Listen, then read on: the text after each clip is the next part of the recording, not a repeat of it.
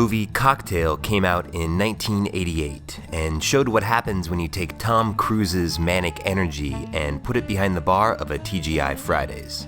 In addition to being universally panned by critics, the movie represents a sort of dark ages of cocktails that favored flashiness and neon-colored drinks over quality. But before Tom Cruise mastered his sick flair bartending moves, he got stumped by one particular drink order. Is it what I ordered? A Molson and a Cuba Libre. What was that? A Molson and a Cuba Libre. It's a white order. Drink order at the start time. What is this? Dog hire the handicap? You gotta sit in the water, go to Coney Island. You want me to bite the top off this? Yeah, this has got a recipe. Ordering a Cuba Libre. Man, that scene stresses me out. Let's all just take it down a notch while we calmly learn the recipe for the Cuba Libre.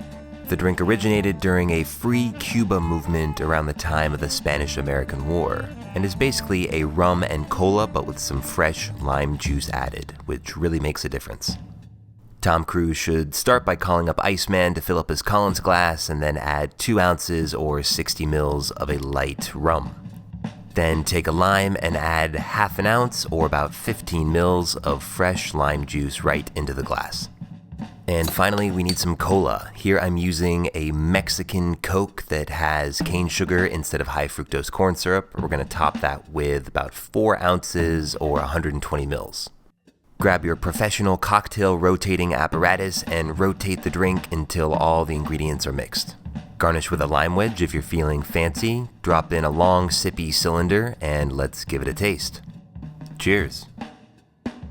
Okay, that's pretty refreshing. The lime juice really does balance out the sweetness of the cola. If you are used to having rum and cokes, I highly recommend just adding a bit of lime juice to try it out. But let's see if we can improve on this drink. The version we're gonna make here is inspired by the rum and cola at the fantastic Blacktail Bar in New York City.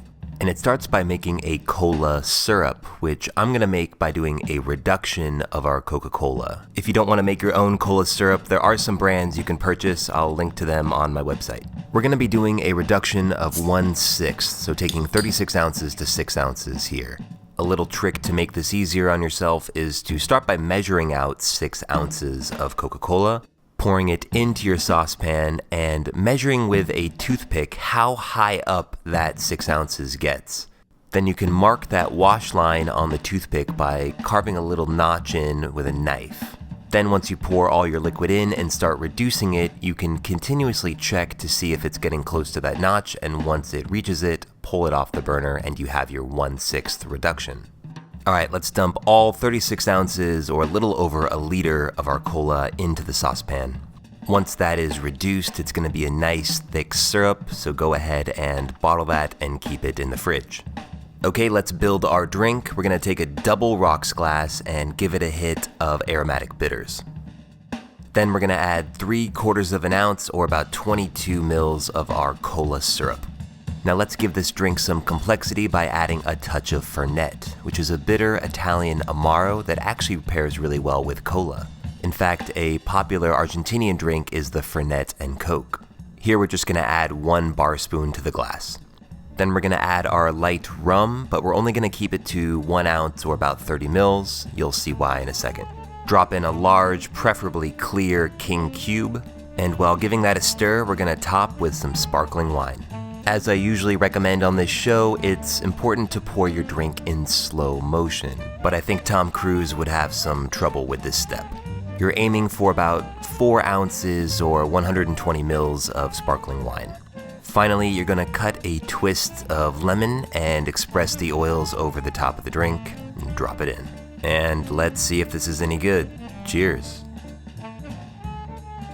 Oh man, this is easily the best rum and cola I've had. The touch of herbal Fernet, the lemon oil, the cola syrup, it is awesome. I recommend 2 of these followed by a slippery nipple shooter.